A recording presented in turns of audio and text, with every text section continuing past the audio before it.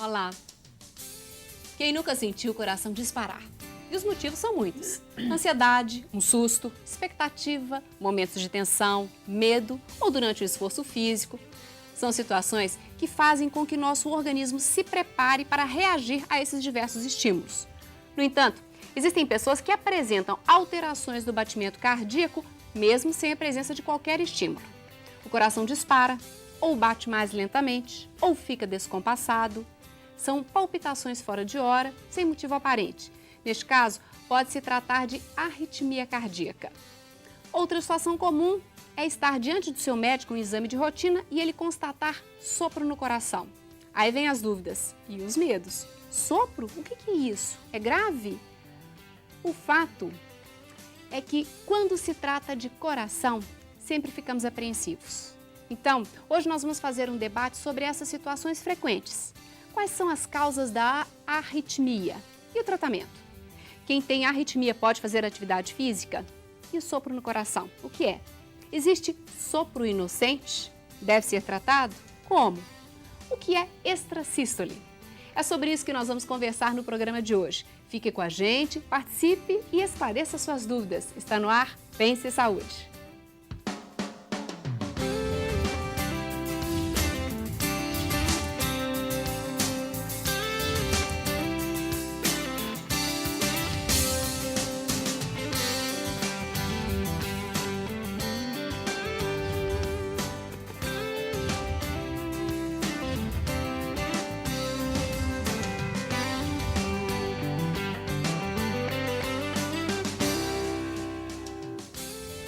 Para falar sobre sopro e arritmia, participam conosco o cardiologista e diretor da Sociedade Brasileira de Arritmia Cardíaca, Dr. Tiago da Rocha Rodrigues.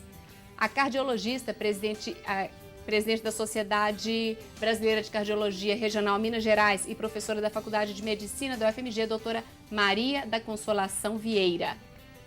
E a cardiologista e membro do Comitê de Prevenção da Sociedade Brasileira de Cardiologia Regional Minas Gerais, doutora Marildes Luiza de Castro. Claro, você também. Se você tem alguma dúvida, quer fazer alguma pergunta, comentário, aproveite para esclarecer.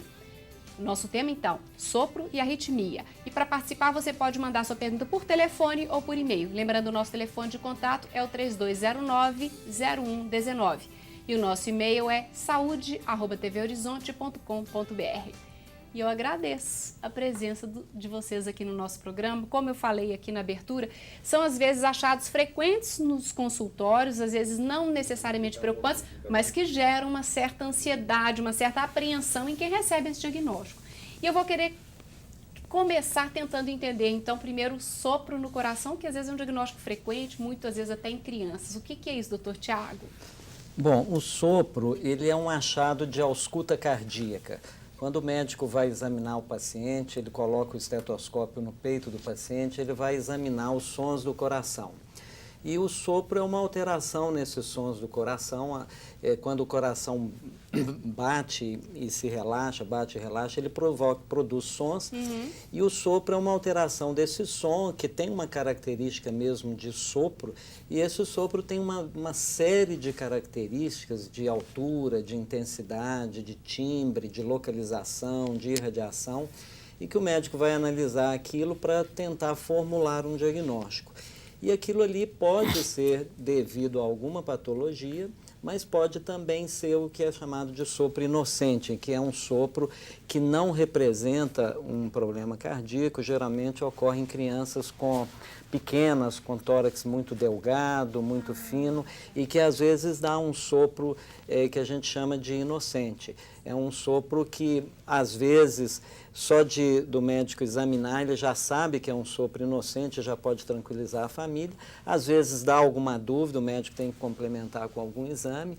Mas, basicamente, esses sopros podem ser desde uma coisa insignificante, tipo um sopro inocente, até uma patologia cardíaca que tem que ser avaliada e tratada. Eu queria entender. O doutor Tiago disse aqui que é muito comum, às vezes, então, esse achado em crianças, e às vezes é o que ocorre.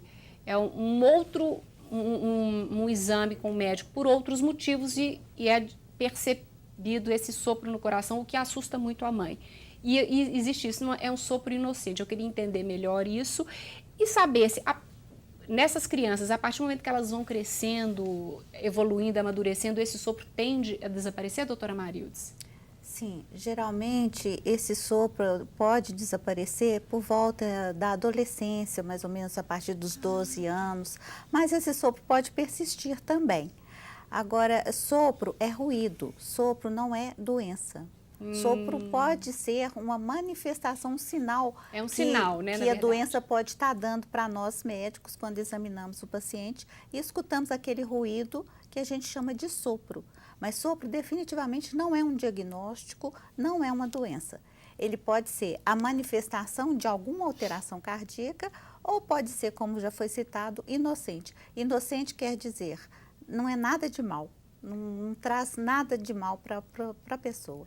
Nesse primeiro exame que vocês fazem, da ausculta mesmo, já dá para perceber se é um sopro inocente pelo próprio ruído? Existem alguns tipos de sopro que demonstram que são característicos de certas patologias, certas cardiopatias. Então, a gente, como o Tiago falou, tem vários timbres. Então, o coração, na hora que ele contrai, é a sístole. Na hora que ele relaxa, é a diástole. Então, se o sopro está sendo produzido na sístole ou na diástole. Então, a localização do sopro, a intensidade. Então, dá para a gente ter uma noção. Sabe, se esse sopro realmente é uma manifestação de alguma cardiopatia ou se pode não estar associado. A partir do momento, então, que existe essa preocupação, às vezes, na primeira ausculta, e que percebeu-se que precisa, talvez, de um exame complementar, quais são as causas, então, para um sopro que não seria um sopro inocente, que já indica uma patologia, doutora Maria da Consolação? Bom, eu acho que para esclarecer a população, sopro, o doutor Malu já falou, não é doença. É um sinal que pode ser doença, porque se você pega uma criança e fala com uma família que ela tem sopro, a família fica devastada, é devastador. Então, é uma responsabilidade muito grande do médico explicar para a família o que é isso. Então, a definição ela vem da física, é um ruído que é audível pelas suas diferentes vibrações e frequência, é um ruído. E compete ao médico agora saber se isso é um sinal de alarme, né? Se isso é doença ou se isso é um sopro inocente. E a partir disso que nós não só vamos fazer alguns exames necessários, mas que vamos orientar a família. Por que estou dizendo família? Porque é muito comum nas crianças, adolescentes e adultos jovens. É possível que todos nós, em alguma fase da vida, vão ter esse tipo de sopro.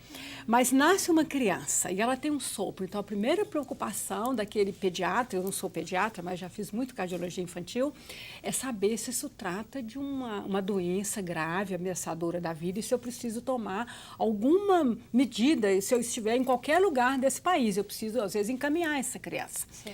Ou se eu preciso tranquilizar todo mundo que isso aí não é nada, é um ruído que vai desaparecer com o tempo. Então, isso é uma experiência que depende da criança, se ela nasceu bem, como é que ela nasceu, se a gente já pega a criança maiorzinha, se ela está desenvolvendo bem, não tem nada que assusta. Eu examino, não encontro nenhum outro sinal de cardiopatia, a criança alimenta bem, está crescendo normal.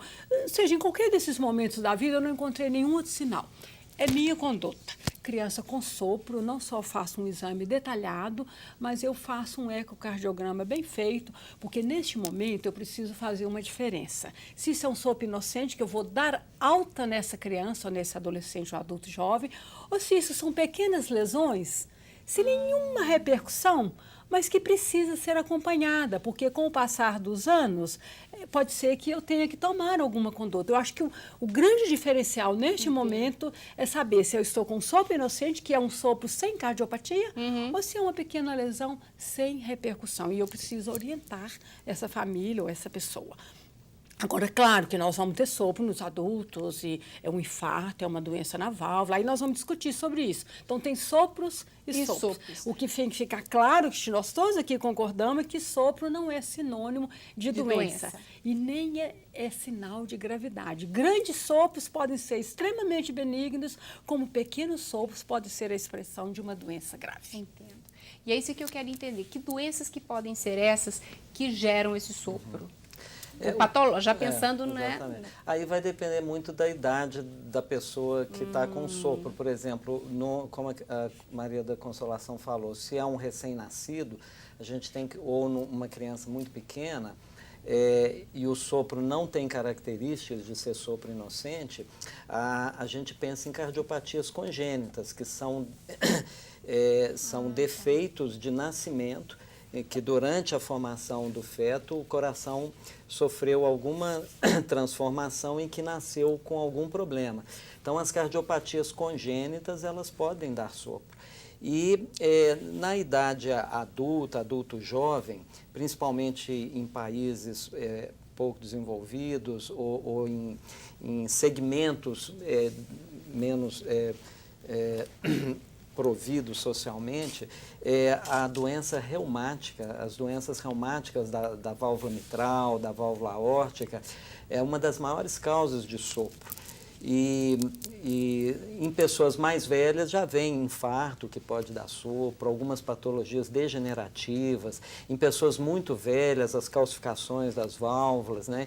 Então, tudo isso nós vamos avaliar num exame clínico bem feito e, às vezes, lançando mão de eletrocardiograma, raio-x de tórax e ecocardiograma para fazer uma definição bem detalhada do problema e de qual a causa daquele sopro. E aí a conduta para o tratamento vai pela causa do sopro, que não é a doença, mas o sinal. Mas no próximo bloco a gente conversa sobre isso, inclusive vamos conhecer a história de uma pessoa que tinha um sopro desde a infância e o que aconteceu depois. Nós vamos saber daqui a pouco.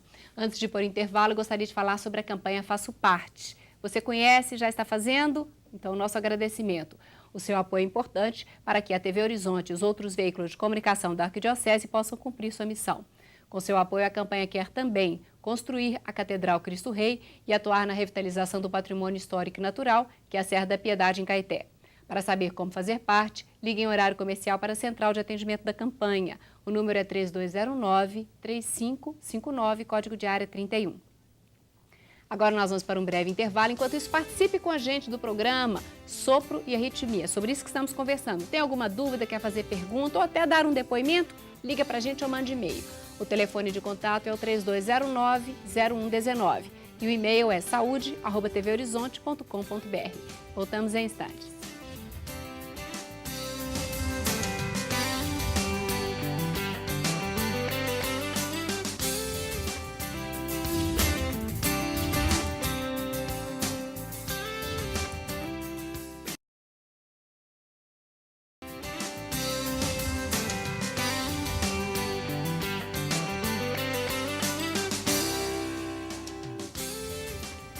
Estamos de volta com o programa Pense Saúde. O tema de hoje, sopro e arritmia. Para participar, você já sabe, basta ligar ou mandar um e-mail. O telefone de contato é o 3209-0119 e o e-mail é saude@tvhorizonte.com.br.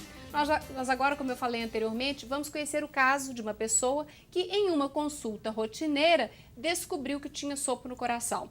Ela é assistente de marketing, Débora Miranda, tem 26 anos e descobriu essa condição quando era ainda muito nova. Mas, diferentemente do que às vezes acontece, na maioria dos casos, o sopro dela não desapareceu com o passar dos anos. O médico pediu um acompanhamento mais detalhado, no entanto, a jovem reluta em procurar um especialista, pois ela acha que está tudo bem. Vamos acompanhar, então, a história dela na reportagem de Daniele Domingos. Só aos 19 anos, Débora soube que sofre de um mal que normalmente é diagnosticado na infância, o sopro no coração. E foi por acaso que ela descobriu o problema. Eu tinha aproximadamente 19 anos, foi fazendo um check-up geral, o médico foi auscultar e aí notou uma diferença e pediu que eu fizesse exames. Passado o susto do diagnóstico, Débora conversou com sua mãe, que sabia da doença da filha desde a infância, mas nunca comentou o assunto porque a patologia não mudou em nada a saúde de Débora. Fui conversar com a minha mãe e aí ela me explicou que eu tinha sopro desde criança e achou estranho, porque normalmente nesses casos a criança, o sopro costuma sumir até os 5 anos de idade e o meu não sumiu. O engraçado é que nenhum médico percebeu isso até então. Apenas um sinal a faz lembrar do sopro. De vez em quando, assim, quando eu estou muito nervosa, muito estressada por causa da rotina de trabalho, eu sinto falta de ar, mas é leve. Como não é afetada pela doença, Débora prefere não procurar tratamento médico. Fiquei com certo medo, mas aí perguntei se era grave. Ele falou que não, mas pediu que eu fizesse exames. Eu não fiz. Até hoje você não fez esses exames? Não, ainda não. Preciso fazer, mas ainda não fiz, não tive coragem. É mal de brasileiro, né? Pavor de médico. Não gosto de médico, então acho que não vou deixar chegar no caso extremo, mas realmente eu preciso procurar.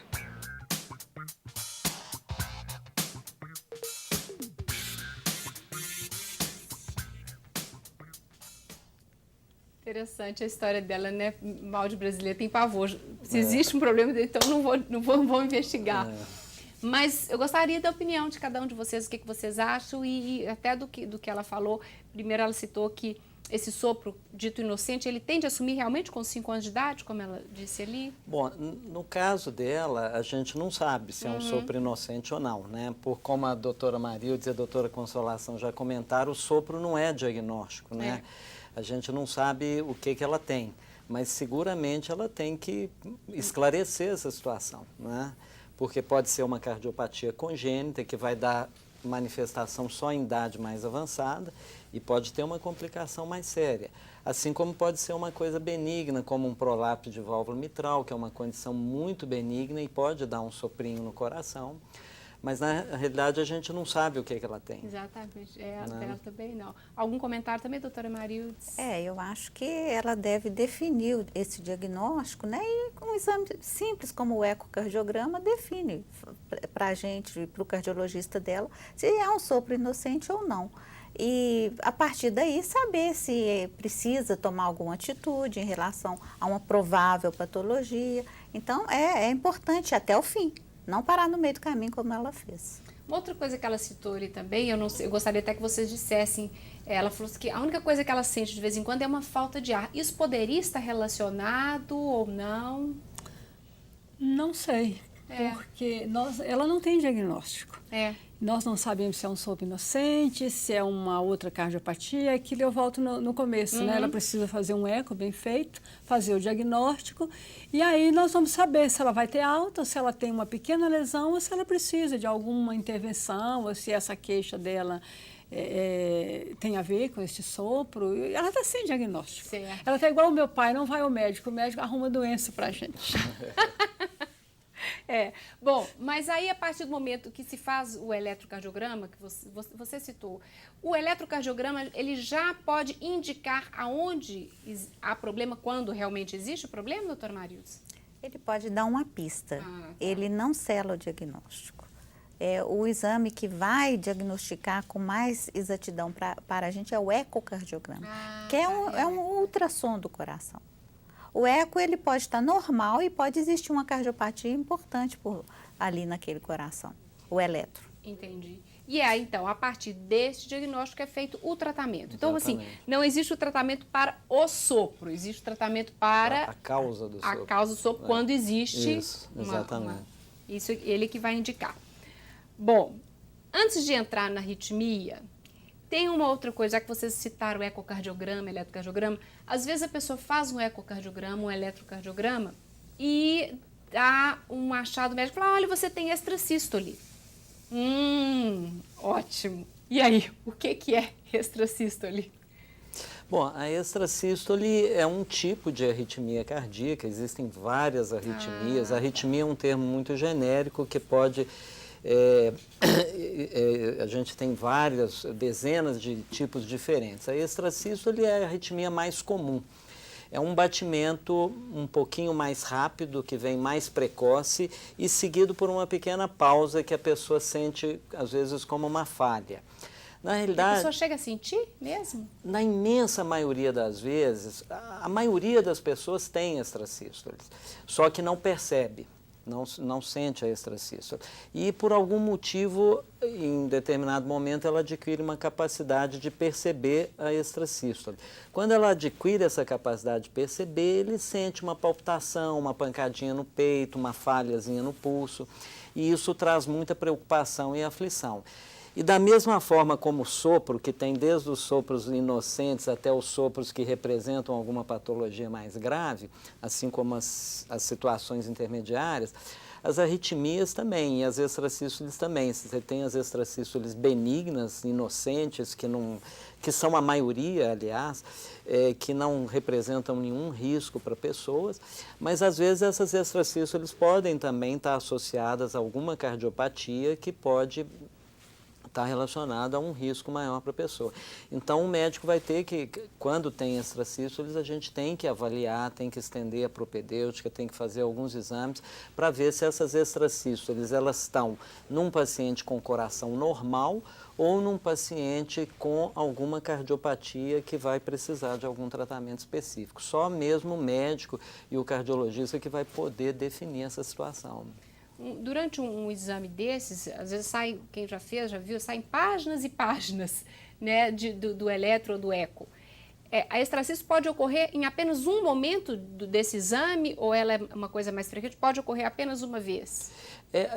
A ocorrência dela é muito aleatória. Ela pode ter momentos em que ela está muito frequente e em momentos que ela desaparece, fica horas sem aparecer. Geralmente a gente vê isso no Holter de 24 horas, que é aquele eletro que dura 24 horas.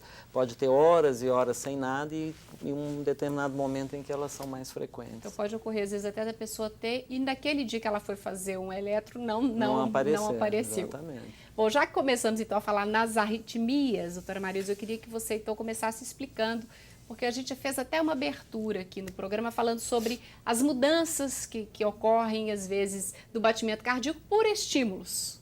Mas, às vezes, eles podem ocorrer sem estímulos. Sim. O coração, normalmente, ele reage a vários estímulos. Ele faz parte, o coração é uma bomba para impulsionar o sangue. Né? Uhum. Então, se você muda da posição de deitado para sentado, de pé, o coração recebe estímulos próprios para regular a sua frequência cardíaca, para manter aquele sangue circulando para as necessidades habituais do organismo. Então, são adaptações que acontecem o tempo todo. O tempo todo, normalmente. Então, por que a minha pressão oscila tanto? Uma hora dá 12 por 8, outra hora dá 13 por 8. Se você muda de posição, a pressão oscila. Ela faz parte desse fluxo aí do sistema cardiovascular. Então, o coração, ele reage a vários estímulos. E existem estímulos endógenos do próprio organismo. Por exemplo, uma doença de tireoide. Se a tireoide funciona muito para mais, esse hormônio vai estimular o coração, ele vai ficar mais acelerado. Então, a pessoa que tem hipertiroidismo, ela tem o coração mais acelerado. Tem mais arritmia, sabe? Tem uma arritmia que é a fibrilação atrial, que é muito comum no hipertiroidismo. Então, são vários estímulos. E tem estímulos externos também, medicamentos que podem provocar. E existem doenças, porque o coração, ele tem contratilidade própria. Então, eu não penso, para eu respirar, eu mando um comando. Para o coração, não. Ele bate o tempo todo, a gente não tem esse comando. Por quê? Porque ele tem uma automaticidade própria. Ele tem um nozinho lá que dispara o estímulo, então existe a condução elétrica do coração. Então, quando existe algum desarranjo dessa condução elétrica, é o que a gente chama de arritmia. Nós vamos conversar então sobre isso no próximo bloco. Vamos entender melhor as arritmias, né? Pelo que o doutor Tiago falou, existem vários tipos. Daqui a pouco a gente conversa sobre ela. Se você tem alguma dúvida e quer fazer parte desse nosso bate-papo, esclarecer a sua pergunta ou até dar um depoimento, ligue para a gente, participe ou então mande e-mail. Lembrando que o nosso telefone de contato é o 3209-0119 e o nosso e-mail é saúde@tvhorizonte.com.br. Nosso intervalo, você sabe, é rapidinho, então estaremos de volta daqui a pouco.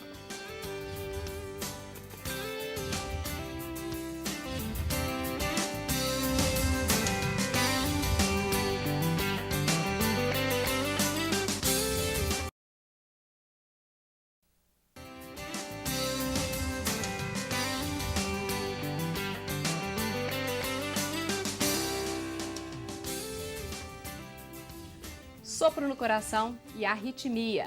É sobre isso que conversamos no programa Pense Saúde de hoje. E você pode participar por telefone ou por e-mail. Lembrando que o nosso telefone de contato é 3209-0119 e o nosso e-mail é saúde@tvhorizonte.com.br. Só que antes de continuar esse debate, eu tenho uma dica para você.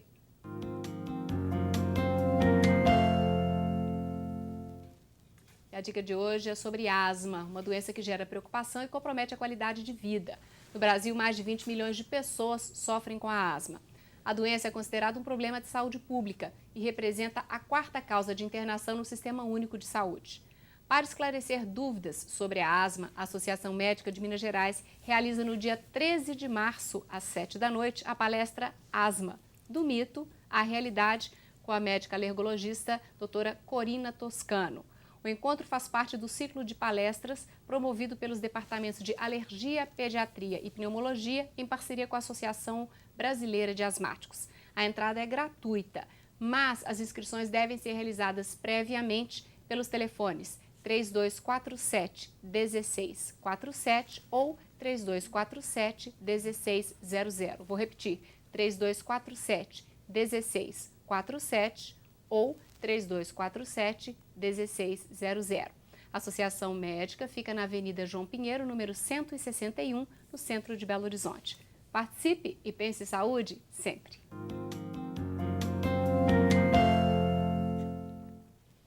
Bom, voltamos então agora para o nosso debate de arritmia, doutora Maria da Consolação, e eu gostaria de entender então as arritmias, as causas, quando não existe esse estímulo externo e até de estímulo de adaptação do organismo, como a doutora Marildes colocou no bloco anterior, que às vezes só entre estar deitado, assentado e de pé, o coração precisa de bombear com mais força ou menos força, ou enfim, modifica para poder se adaptar à nova situação do organismo.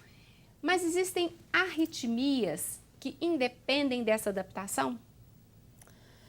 Bom, falou de arritmia, nós temos que falar de palpitação, que é o que o paciente queixa para a gente. Palpitação é uma sensação desconfortável do batimento cardíaco, que não necessariamente é uma arritmia. Pessoas normais podem ter a sensação do batimento normal, só que o limiar dele é muito baixo, ele percebe e acha que está doente. Então, palpitação é sentir o coração batendo. E desconfortável. Isso é palpitação, que pode ou não ser arritmia. O que é arritmia? É um espectro desde coisas muito simples, como extrasístoles, que não vão causar nenhum problema, até arritmias graves, letais, onde uma taquicardia ventricular, que pode degenerar rapidamente para uma fibrilação ventricular, que é um mecanismo de morte, né? Fibrilação ventricular fora do hospital é igual morte. Então, é um espectro. Quando a gente fala arritmia, é tão amplo que é até difícil dizer.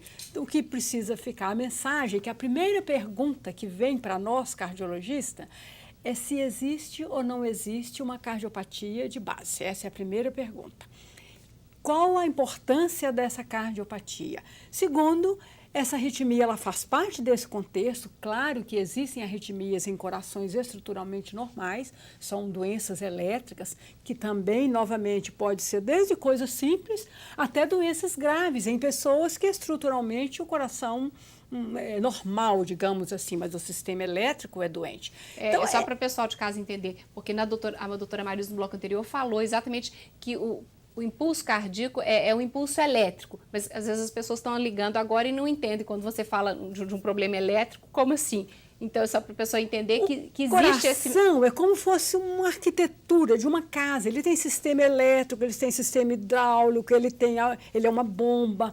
Às vezes, claro que a arritmia, a maioria das vezes, ela pode ser simples, uma extrasístole, como o doutor Tiago já disse, mas ela é um sintoma também, ela pode estar associada a uma cardiopatia de base, que pode ser sístole, mas pode ser grave. Mas o que eu estou querendo chamar a atenção é que o coração pode ser estruturalmente normal, ele é de tamanho normal, ele não tem nenhuma lesão ali no ultrassom do coração ou no exame de cateterismo, mesmo, né? Na bomba, no músculo. Mas o sistema elétrico dele pode ser doente e pode, novamente, ser desde problemas simples até problemas graves e que vão precisar de intervenções complexas, como um cardioversor, que hoje nós estamos vivendo a era da medicina dos dispositivos. Então, só o médico, o cardiologista, o especialista no assunto vai ter condição de definir diante de que nós nos encontramos.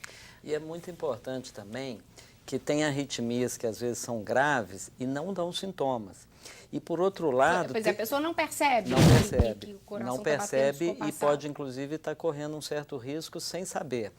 E por outro lado, tem pessoas que têm muitos sintomas de palpitação e não tem nem arritmia.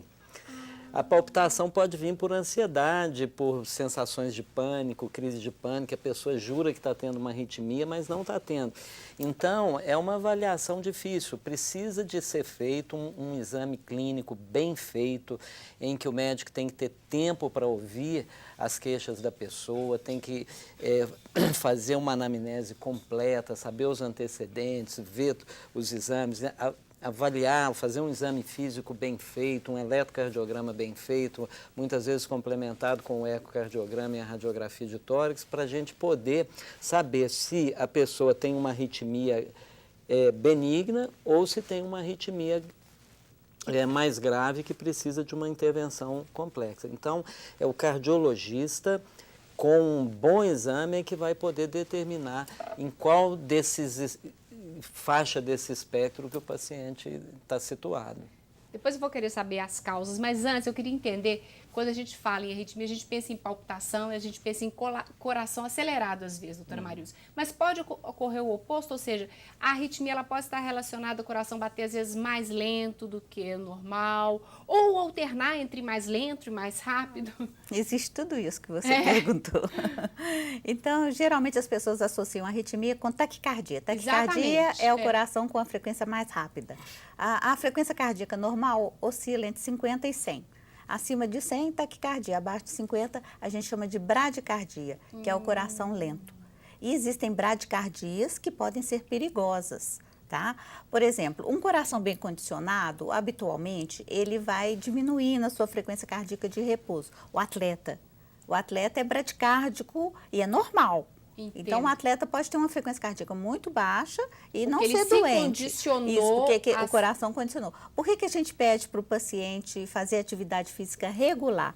Para aquele sistema cardiovascular, o coração e o sistema cardiovascular dele como um todo, se adaptar à atividade física, à demanda e se adaptando devagar, a longo prazo, e não uma vez por semana, isso pode ser até perigoso. Bom, mas nós estamos fugindo do assunto. A bradicardia, a bradicardia, então, é uma frequência baixa. Ela pode estar relacionada com bloqueios naquele sistema elétrico de condução do coração. Porque ele nasce lá no átrio direito, ele vai para o átrio e para os dois ventrículos. Então, se existe algum motivo, alguma coisa que interrompeu esse impulso elétrico, esse impulso, aí a frequência cardíaca pode ficar freada, pode diminuir, tá? Então, existem os bloqueios atrioventriculares, sabe? E dentre eles tem de primeiro, segundo, terceiro grau. E o de terceiro grau pode significar risco de vida. Então, pessoas que muitas vezes vão para implante de marca-passo são aquelas que têm aqueles bloqueios mais avançados, às vezes de segundo, de terceiro grau. E aí, exames sofisticados ou um simples eletrocardiograma pode fechar o diagnóstico, mas às vezes pode ser um bloqueio que some, na hora que você vai fazer o exame ele não aparece. Eu até brinco com meus pacientes quando eu peço um roto, falo, mas você trata de sentir na hora que tiver com o roto ligado. Porque senão, às vezes, coincide que durante aquele período não tem. Bom, nesse caso, a doutora Marilza aqui citou um exemplo de se a pessoa tem esse problema exatamente na condução elétrica, até de uso de marca-passo. Mas o problema pode não ser de condução elétrica. E aí o tratamento, porque quando se pensa em arritmia, fala arritmia, coloca o marca-passo, nem sempre o problema está relacionado à condução elétrica e nem sempre o marca-passo é a solução.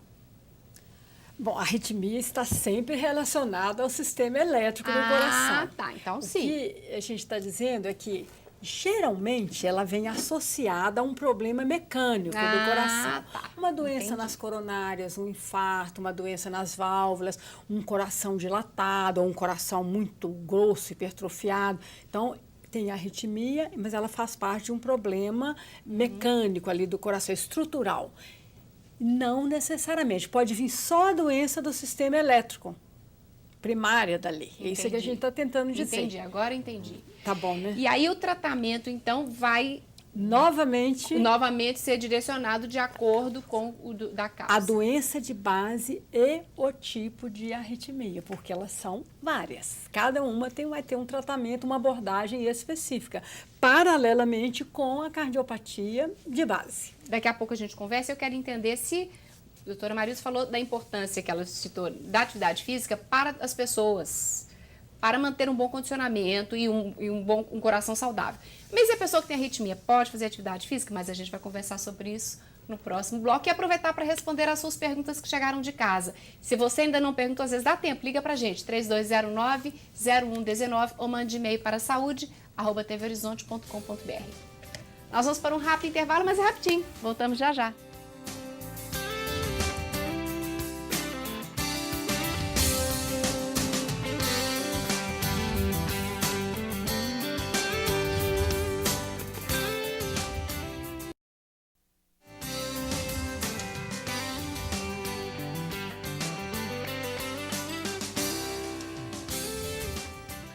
Estamos de volta com o programa Pense em Saúde, hoje falando de sopro no coração e arritmia. Agora vamos às perguntas de casa, mas antes eu quero a resposta da que eu deixei no bloco anterior, que é a doutora Marilza tinha falado que as pessoas que têm, seria o ideal você praticar atividade física a vida inteira para boa saúde do coração. Mas e as pessoas que já têm arritmia, elas podem fazer atividade física?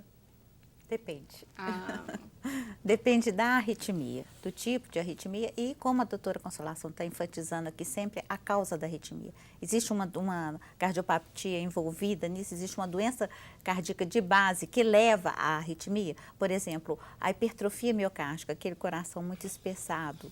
Isso é uma situação de risco, de muito risco, fazer atividade física, dependendo da atividade física também. Então, depende da arritmia, da doença cardíaca e do tipo de atividade. Esforço competitivo, partida de futebol, né, que o brasileiro adora, uma partida de futebol de fim de semana, é um dos piores exercícios. Tá, é um exercício que existe toda hora, uma explosão, um esforço muito grande do coração. Sim. E às vezes é até caso também que ocorre muita morte súbita, isso tem a ver com as arritmias? O problema é o esporte de natureza competitiva, né? Porque a pessoa, e principalmente se o atleta é profissional, que existe uma remuneração, muitas somas de dinheiro envolvida, ele está sujeito a um estresse extremamente grande porque ele quer ganhar aquela competição de todo jeito. E se a pessoa tem algumas cardiopatias de natureza genética ou congênita, em que existe risco de morte súbita para o atleta. Então, inclusive o atleta ele deve passar por um exame que a gente chama um exame de triagem pelo cardiologista para saber se ele pode ser um atleta profissional. E se ele não está correndo o risco de ter uma morte súbita num estádio de futebol. É raro, mas quando acontece, a comoção pública é muito grande, é uma catástrofe, né? Certo. Então ele precisa saber. Tem algumas doenças que provocam arritmias que a pessoa não pode praticar esporte. E o mecanismo da morte súbita é uma arritmia maligna. Tá certo? E só mesmo o exame cardiológico com o eletrocardiograma que pode determinar se ele está sujeito a isso ou não. Certo. Algum comentário? Pode falar. Ele falou em arritmia, morte súbita, porque nós temos 3 picos de morte súbita, que é na criança, principalmente no recém-nascido, a morte súbita do recém-nascido, que nós não sabemos exatamente o que acontece, mas parece que são arritmias. A do jovem, que está relacionado muitas vezes com essas cardiopatias congênitas, e a do adulto, depois dos 40 anos, que está relacionado com doença coronária, mas que é arritmia. Então, eu queria chamar a atenção para isso. E a questão do atleta. A questão do atleta é complexa. Quando liberar ou não liberar um atleta, e veja bem, a carreira dele vai ser encerrada, e é uma situação tão difícil que, por mais que se avalie os atletas, que ele passe num filtro, que na verdade isso nem acontece, porque isso não está preconizado nas diretrizes, mas vai passar nas mãos dos melhores especialistas, vai passar atleta com algum problema desses que eu disse elétrico e que não vai ser detectado e que vai morrer diante das câmeras de televisão e aí choca o mundo inteiro. Então eu queria chamar a atenção que mesmo na mão dos melhores especialistas, um atleta desse pode passar. Certo. Vamos às perguntas de casa. Eliana do bairro Dom Cabral diz que já teve arritmia, fez exames, fez o Holter, ergométrico, ecocardiograma, mas nenhum apontou problema cardíaco. Ela pergunta se a arritmia por ansiedade traz alguma consequência. Tem pessoas que são mais ansiosas mesmo, né? Sim. E que estão sempre... Se ela já fez uma avaliação, né, bem feita, e se foi atribuída à ansiedade, eu acho que é o que a gente chamaria de arritmia benigna. Certo. A Maristela de Contagem gostaria de saber a relação entre arritmia cardíaca e disfunção diastólica do ventrículo esquerdo. Bem específico, mas deve ter sido algum diagnóstico aí, né? Eu não conheço nenhuma associação entre disfunção diastólica e arritmia cardíaca. Aliás, nós nem sabemos o que significa aquela alteração que acontece com uma frequência enorme nas pessoas após 40 anos de idade. Que é essa? É um achado do ecocardiograma, que é um ultrassom do coração. Ah, tá. Mas não existe essa relação com a arritmia? Eu não conheço. Não. Tá. O Manuel do Jaraguá gostaria de saber se a arritmia tem relação com colesterol alto, diabetes. E pois ele diz o seguinte, essas doenças, elas provocam muito suor na pessoa. Bom, o simples fato do colesterol estar elevado ou de uma glicemia estar elevada, isso não provoca arritmia, não. Agora, se o colesterol alto ao longo de vários anos ou a diabetes ao longo de vários anos provocar uma doença cardíaca, uma arteriosclerose muito importante, um infarto do miocárdio, uma insuficiência cardíaca, aí sim o paciente vai poder ter alguma arritmia como consequência de um colesterol elevado durante décadas que nunca foi tratado, ou de uma diabetes que não foi bem tratada e que chegou a levar a alguma doença, principalmente doença coronariana. Certo. Aí seria então consequência dessas condições não controladas, não tratadas.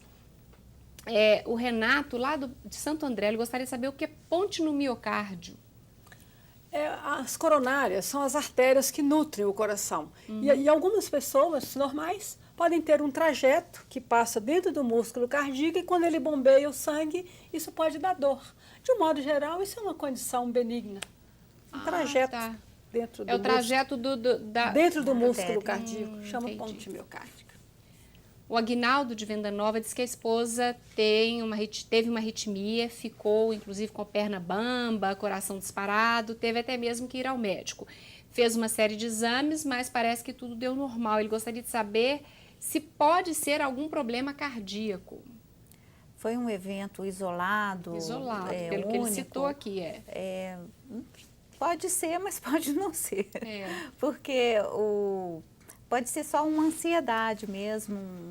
Agora, como já foi dito, essa fiação elétrica do coração às vezes esconde algum defeitozinho que não está ainda diagnosticado, manifestado. Então, tem que fazer uma avaliação bem feita. Em geral, uma palpitação súbita, muito forte, em que o coração vai a 150, 170 batimentos por minuto, pode dar uma hipotensão e a pessoa ficar um pouco tonta, pode começar a suar frio. E tem uma característica de que começa subitamente e termina subitamente. O diagnóstico, ele só pode ser dado se é feito um eletrocardiograma durante o momento em que está tendo. Isso, às vezes, é difícil.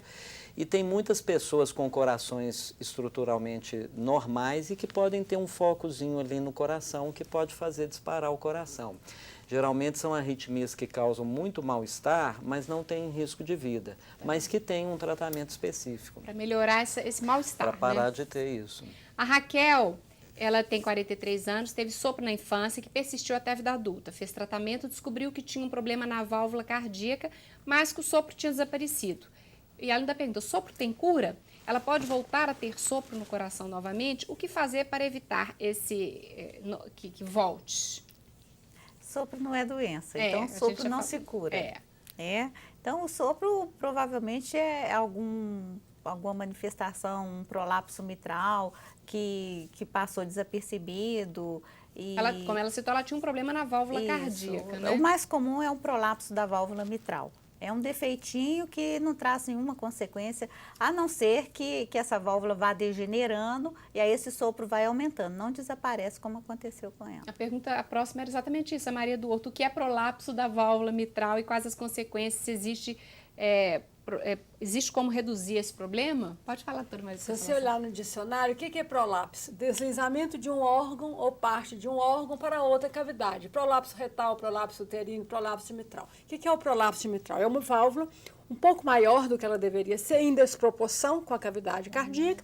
Quando o coração bombeia, ela desliza para dentro da cavidade do átrio esquerdo, né? Que 5% apenas vão trazer problemas. 95% não vai trazer qualquer problema, vai nascer e morrer com o prolapso sem nenhuma intercorrência. Tá. E a última pergunta, que é a da Ana Maria de Birité, ela pergunta se quer saber se existe diferença entre angina no peito e angina do coração. Não tem a ver com o tema, mas rapidamente que o nosso tempo acabou, angina é dor, né? Angina a palavra vem do grego, angor significa dor. E essa dor pode ser uma dor de origem cardíaca, por isquemia, por alguma obstrução coronariana, mas tem muitas causas de dor no peito. Dor no peito. Angina dor peito. no Dor no peito. peito. Quem sabe? Tem muitas causas. Um tema para um próximo programa. Pode, às exatamente. vezes, não tem nem a ver com o coração, às vezes é uma dor localizada aqui que tem a ver com esôfago, né? Tem muita gente que tem esofagite e está achando que tem infarto. Gostaria muito de agradecer a presença, a participação de vocês no nosso programa, esclarecendo dúvidas, como eu falei no início, que estão relacionadas no dia a dia das pessoas. São, às vezes, num achado no consultório, mas que geram apreensão. Então, achei muito interessante poder ter essa oportunidade de esclarecer. Eu queria cumprimentar pela escolha do tema, que eu acho que é muito importante para a população em geral ser esclarecida em relação a esses dois temas. Muito obrigada. Obrigada a vocês por esclarecerem essas dúvidas. Nós que agradecemos. Estamos chegando ao final do programa de hoje, mas eu gostaria de lembrar novamente da campanha Faço Parte. O seu apoio é importante para que a Arquidiocese de Belo Horizonte possa cumprir sua missão evangelizadora. Se você ainda não está fazendo parte, ligue em horário comercial para a central de atendimento da campanha. O número é 3209-3559, código de área 31. O Pense Saúde de hoje chegou ao fim, mas você pode rever o programa nos nossos horários alternativos, terça às 5 da tarde e sexta, 1 da tarde. Obrigada pela sua companhia e até a próxima. Vamos continuar fazendo juntos o programa Pense Saúde, que é uma parceria da Unimed BH com a TV Horizonte. Tenha uma ótima semana, até a próxima e pense saúde sempre!